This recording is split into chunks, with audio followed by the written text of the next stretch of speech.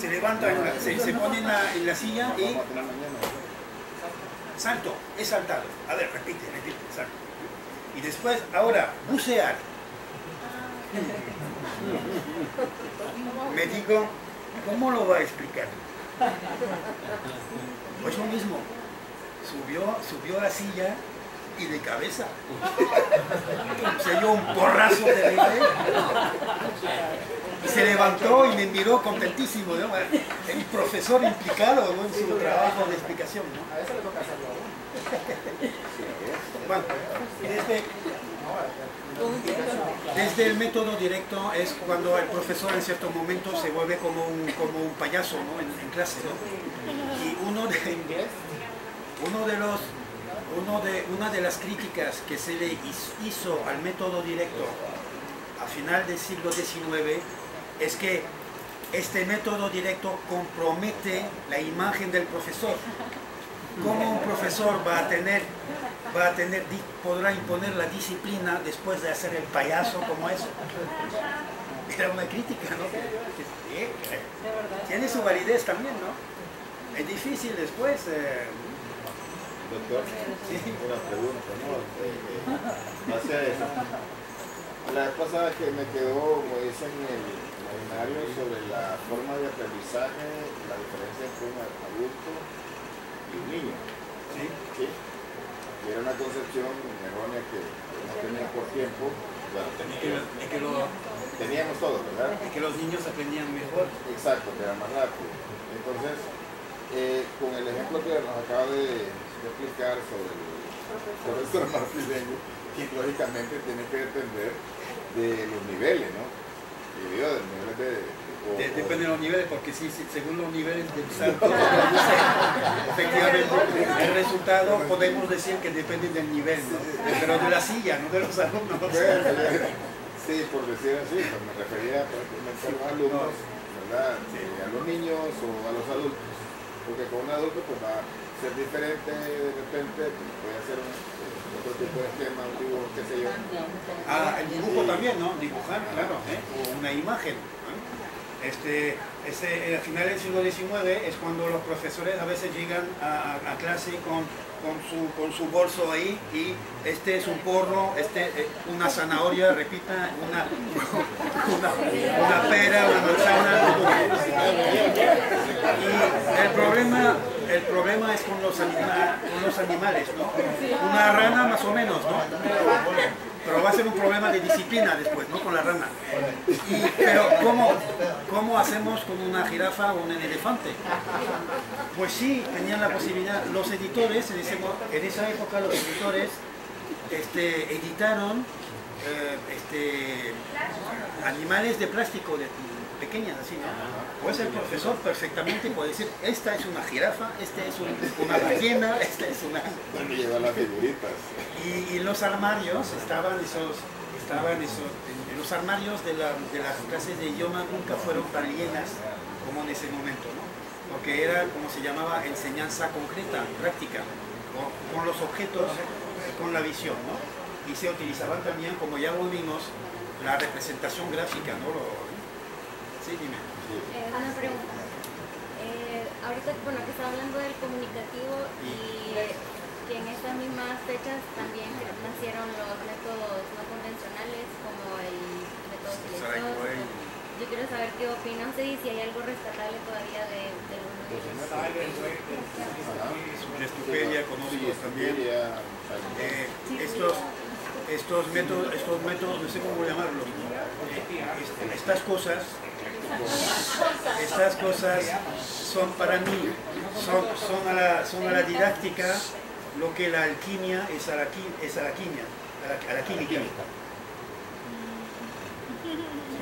la alquimia, ¿no? O si quieren, son a la didáctica lo que las sectas son a la religión. O sea, son cosas que hay que creer, son cosas muy limitadas, algunos principios ahí, pero hay que creer, estar convencidos completamente, y ya. Y no, es la negación misma de la complejidad de la práctica de la práctica de enseñanza y de la práctica de aprendizaje.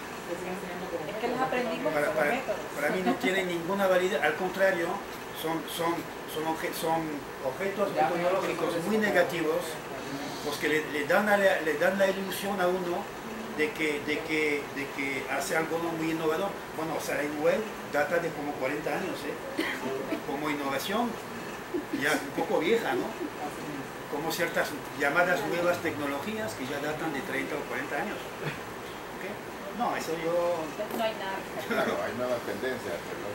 Es una buena pregunta, pero realmente yo podría ser mucho más violento contra eso. Pero además, en cuestión de hacerse dinero con esto y en todos los países extranjeros, es como son artículos de fe.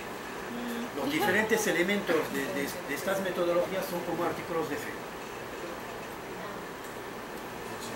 Pero, y no tienen ninguna... Nos lo enseñaron como método en la carrera. Todos.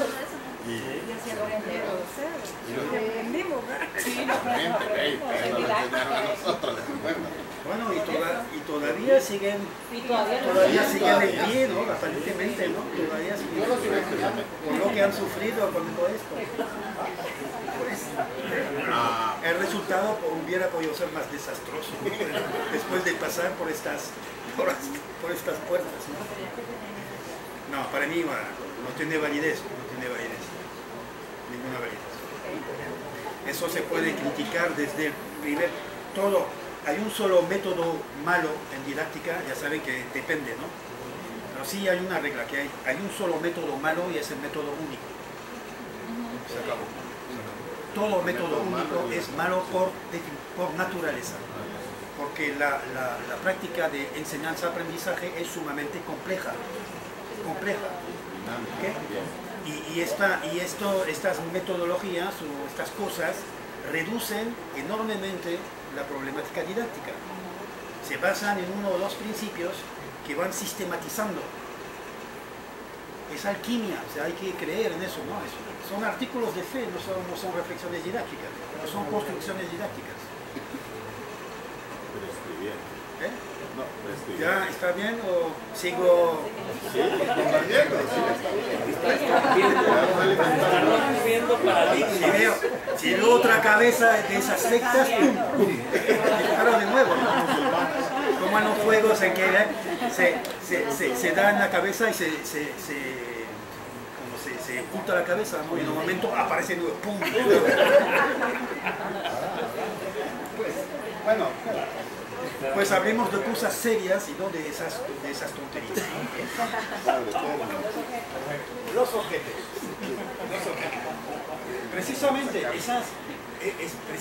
esas cosas son objetos, pero objetos que pretenden cubrir la totalidad de la problemática didáctica. Es una pretensión enorme, ¿no? Que se pueda gestionar la complejidad de la relación de enseñanza-aprendizaje en base a uno o dos principios. Ya vemos con las columnas opuestas de que un profesor tiene que hacer una cosa y la cosa contraria constantemente, pasar de algo a la cosa opuesta, ¿okay? Y eso no puede entrar pues en esas metodologías, ¿no? Ya dije, porque bueno, son objetos, pero que pretenden que sean inflados hasta querer cubrir la totalidad del campo de la reflexión y de la intervención didáctica. ¿Okay? Bien, pero hay objetos sí que se ven, que se transmiten a lo largo de la evolución metodológica. Por ejemplo, este objeto, pues, explicación directa de una palabra. Hablo de objeto como los informáticos, ¿no? Se dice, ¿no? Hablan de objetos informáticos, ¿no? Por ejemplo, un objeto es una parte de un programa que viene dedicado a una acción precisa. Por ejemplo, una parte del programa que gestiona la relación entre el teclado, entre el teclado. ¿Por qué tengo esas dudas ahora en este momento? Que una parte del programa que gestiona la relación entre el teclado y la pantalla, o entre la pantalla y el procesador, o entre etcétera, ¿no? Bien. Esas partes del programa están escritas, dicen que son FreeBugs, funcionan perfectamente, y cuando un informático va a escribir otro programa, esa acción siempre habrá necesidad de relación entre el teclado y la pantalla, ¿no? Pero no va a reescribir todo el programa correspondiente, va a sacar el objeto correspondiente, las líneas de programa correspondientes, y las va a pegar dentro de su programa. Se llama programación por objetos, y he tomado prestado pues ese concepto de objeto, ¿no? Un objeto informático es una porción de programa FreeBug que permite perfectamente hacer una acción determinada. Aquí está la acción determinada, aquí está la acción precisa. Existe en los programas metodológicos, existió ya una parte de un programa que es muy eficaz para este tipo de acción. Ya saben, desde finales del siglo XIX ya están todos estos procedimientos de explicación directa de una palabra desconocida. Es un objeto que cualquier metodología no tiene que reinventar. En toda metodología este problema es un problema que se va a repetir forzosamente, ¿no? Cualquier metodología que utilice el profesor tiene que hacer esto, ¿no? Bueno, para esto está el programa que data de la metodología directa. Todos estos procedimientos diferentes, ¿no? Y es el dominio de este programa el que le va a permitir a un profesor improvisar sus explicaciones léxicas. Una palabra resulta que los alumnos no la conocen, va a utilizar uno de los procedimientos, no sirve otro procedimiento, no sirve otro procedimiento. O sea, ha automatizado la utilización de esta parte del programa metodológico. Existen ahora también procedimientos de enfoque global de los textos, para enfocar globalmente un texto. O sea, un texto con el enfoque sintético, ¿no? Pues existen procedimientos para que enfoque analítico y activo. ¿Cómo poner los alumnos? La acción es poner los alumnos en la postura de máxima actividad en la comprensión global de un documento, de un texto. Ahí está la acción. ¿Okay? Pues existe un objeto para eso. O sea que se conoce diferentes procedimientos para esto. Si es un artículo de periódico, por ejemplo, es hacer que los alumnos hagan hipótesis, esencialmente es esto, ¿no? Que los alumnos hagan hipótesis sobre el contenido del documento para que en la comprensión global se haga en base a validación o invalidación de hipótesis sobre el sentido global del texto. Este es uno de los procedimientos, ¿no? Pues una formación profesional es una formación que tiene que abordar estos objetos metodológicos. ¿Okay? La comprensión global de los textos ya es un problema al que estaban confrontados los metodólogos directos. Es un procedimiento que se utilizó también en el método audiovisual, comprensión global. Era la imagen precisamente la que daba la comprensión global. Un procedimiento para empezar en comprensión global es a partir de una imagen que da la situación de comunicación, se hace escuchar el diálogo correspondiente, ¿no? Y la imagen situacional va a ayudar a los alumnos a captar la globalidad del diálogo. Esa era la teoría de los metodólogos audiovisuales, ¿no? Etcétera, etcétera, ¿no? O sea, tal vez sea un trabajo que no se haya hecho todavía. O sea, localizar, identificar las acciones obligatorias de un profesor. ¿Qué acciones forzosamente tiene que hacer un profesor? ¿Okay? Y en la evolución de las metodologías, ¿qué diferentes procedimientos se utilizó? Pues los diferentes procedimientos constituyen el objeto metodológico correspondiente. ¿Cuáles son los diferentes procedimientos metodológicos para que un alumno sea activo en el descubrimiento del léxico? El problema de la comprensión léxica. ¿Cómo puede ser un profesor, cómo puede ser un alumno activo? O sea, que no sea el profesor es que explique la palabra, como aquí, sino que sea el propio alumno el que descubra el sentido de la palabra. Pues ahí viene el método intuitivo, ¿no? La inducción a partir de un contexto. Es uno de los procedimientos, pero hay otros también. Por ejemplo, el ejemplo no me viene, me arriesgué demasiado. Qué tonto, ¿no? Ya, un buen profesor hubiera dicho, bueno, a ver, me proponen otro ejemplo. ¿Cómo que no se les ocurre? Pues a reflexionar para la próxima clase. Y nosotros, menos mal, el ejemplo no lo teníamos nosotros, ¿no? Bueno, estrategia profesional. ¿Ok? Los objetos. La comprensión, por eso, esos objetos a veces se han trabajado tan particularmente que se habla, por ejemplo, de la didáctica de la comprensión oral, de la didáctica de la expresión escrita. ¿Qué significa esto? Decir que hay una didáctica de la comprensión oral, cuando la comprensión oral es solo una parte del trabajo del profesor. Es decir, que hay tantos procedimientos específicos que se puede trabajar la comprensión oral fuera de toda metodología definida. Cada metodología tiene que tener un objeto comprensión global. ¿Okay? Decir que existe una didáctica de la comprensión oral significa que se puede transformar la comprensión global en un objeto metodológico al que se va a formar a los estudiantes, a los profesores y a los alumnos, cualquiera que sea la metodología utilizada, ¿no? Por eso lo llaman didáctica. Le dan el estatuto de didáctica. Tanto dinero me das. Billetes de 500.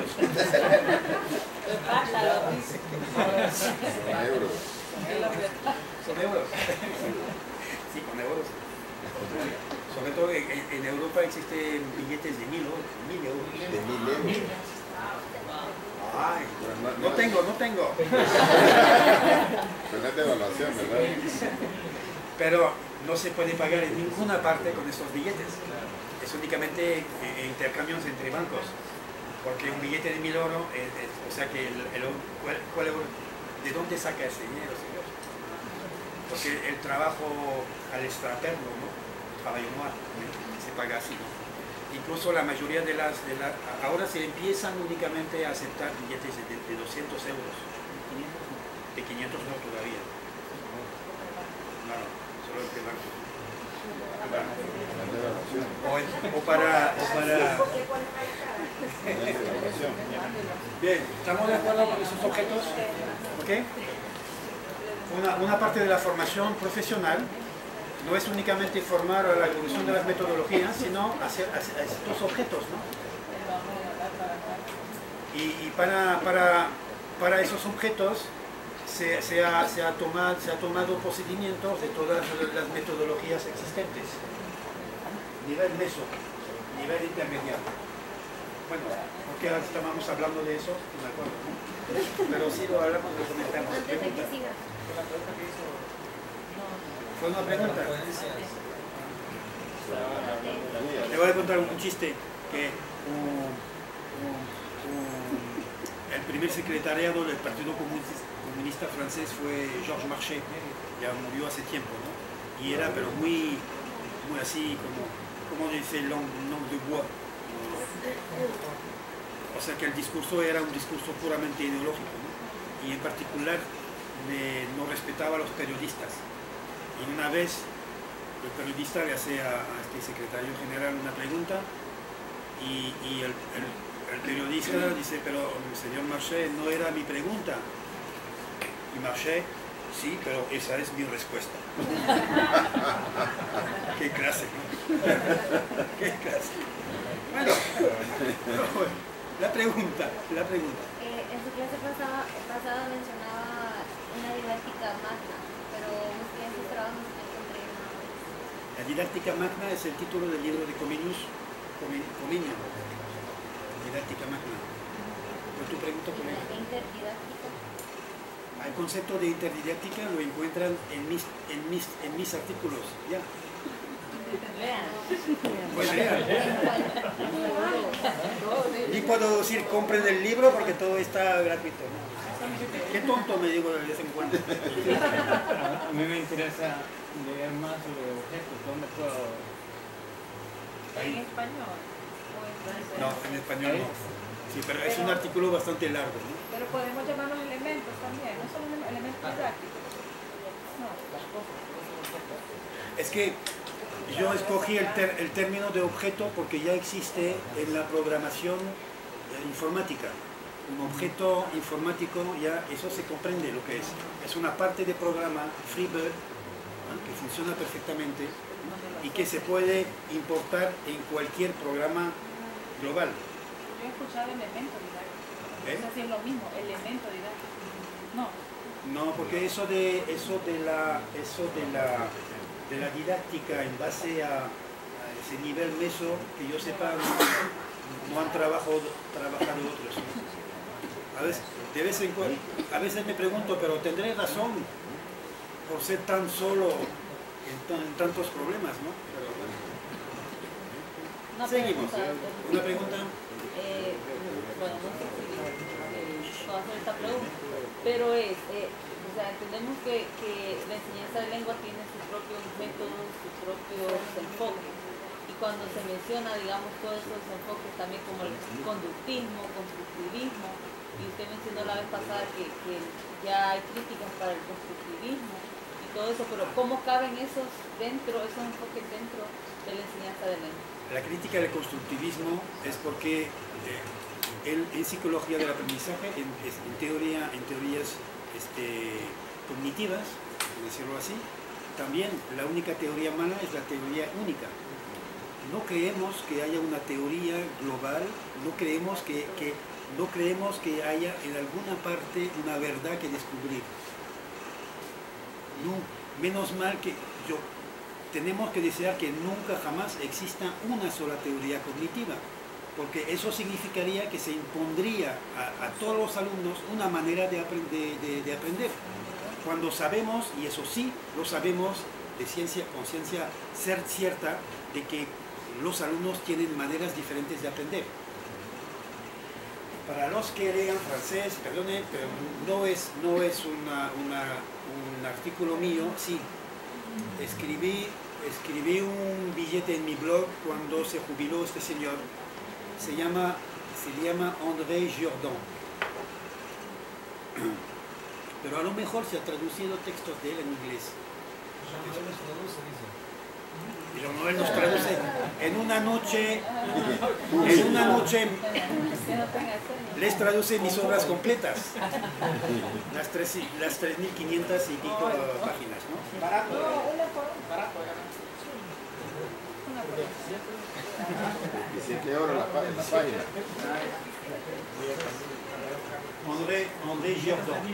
André Jourdan. Fue un didáctico de la educación física, deporte, ¿no? Y elaboró un modelo, no me acuerdo el nombre técnico del modelo, pero es un modelo ecléctico. Su idea fundamental, que fue la mía también desde hace mucho tiempo, desde mi ensayo sobre el eclecticismo, 1994, que está también aquí, ¿no? Está traducido al español en las prácticas de los estudiantes de la Escuela de Traducción de Medellín, en Colombia, pero lo tradujeron tan mal que lo tengo que revisar y me cuesta más trabajo revisar que traducirlo yo directamente. Los que tienen experiencia de traductor lo saben, ¿no? Más difícil corregir traducciones hechas que traducir yo mismo. Entonces ya tengo traducido 80 páginas de las 200 y pico que tiene y ya me desanimé, pero me voy a tener que motivar de nuevo, ¿no? Motivar de nuevo para traducirlo. Bueno, vuelvo. André Jordan propuso un modelo ecléctico, un modelo cognitivo ecléctico de aprendizaje. Y toma el ejemplo siguiente, empírico, muy evidente. ¿A qué vendedor de un grabador de vídeo, ¿no? Grabador de vídeo, es el aparato, ¿no? Van a comprar un grabador de vídeo. Ustedes van a comprar el aparato y les va a decir, bueno, mire, me puede mostrar cómo funciona este aparato. Y el vendedor dice, no, señor, cognitivismo, yo soy un constructivista. Tiene que hacer ensayos, errores, porque así se aprende. Bueno, quédese con su aparato, me voy a otra parte. ¿Cómo se aprende? Cuando yo compro una nueva computadora, bueno, aquí son todas más o menos funcionan igual, ¿no? Pero cuando se pasa de un sistema, de un OS a otro, ¿no? Yo pruebo y hago tonterías y me digo, pero qué tonto, ¿por qué no leíste el manual? No, hago errores terribles y en las primeras semanas tengo que reformatear todo el disco duro 2 o 3 veces. Pero es imposible, tengo que yo ensayar primero. Pero no es un modelo, yo aprendo así, ¿no? Por ensayos, errores. Y voy a las reglas únicamente después. ¿Ok? Después. Otros, al contrario, van a tomar el manual y van a hacerlo así, paso a paso, siguiendo los ejemplos. Otros no les sirve ni uno ni otro, van a pedir a un amigo que les muestre cómo está funcionando esto. ¿Cuál es la mejor estrategia? ¿Quién puede decir que una estrategia es mejor que otra? ¿Qué? Depende. Depende. Sí. Y no depende del teórico, no depende del constructivismo o conductivismo. Depende del que aprende. Y sabemos que los aprendientes siempre aprenderán de maneras diferentes. De modo que una sola teoría nunca cubrirá las necesidades teóricas en cuanto a psicología del aprendizaje. No hay ninguna verdad y no habrá ninguna verdad única en cuanto a teoría del aprendizaje. Porque si aparece una teoría única, significa que dos alumnos no podrán aprender de manera contraria, diferente. Uno lo hace así y otro al revés. Si hay una teoría, forzosamente uno tendrá la razón y el otro no. Se le impedirá a uno hacer de una manera, porque la manera correcta es la otra. Ojalá no llegue nunca esa teoría única. No es un proyecto científico buscar la teoría única. No hace parte de un proyecto teórico por parte de la didáctica. Lo que queremos es una diversidad de teorías para ver en qué momento, con qué alumno, con qué objetivo, a partir de qué documento, en qué entorno global, mejor aplicar una teoría que otra teoría. Las teorías son contradictorias y a la vez complementarias. Mire, teoría transmisiva. Se aprende escuchando, asimilando directamente los conocimientos transmitidos por el profesor. ¿Ok? La consigna del profesor, ya lo dije cuando hablé de la metodología tradicional, era escuchen y tomen nota. Después viene la metodología directa. Con la metodología directa es un modelo ya no de transmisión, recepción, sino un modelo que yo llamo de activación, que corresponde a los métodos activos de finales del siglo XIX. El profesor es activo, activa a los alumnos y los alumnos contestan, responden a la actividad del profesor con su propia actividad. Ejemplo clásico, pregunta del profesor, respuesta del alumno. Consigna del profesor, actividad del alumno. ¿Okay? Actividad del profesor, la actividad del profesor provoca la actividad del alumno, porque la actividad del alumno es necesaria para que aprenda. ¿Okay? Es el método activo versión débil de finales del siglo XIX. Ahora, con el constructivismo estamos en una versión fuerte de la actividad del alumno, ya que en esa teoría el mismo saber es la construcción del propio alumno. ¿Okay?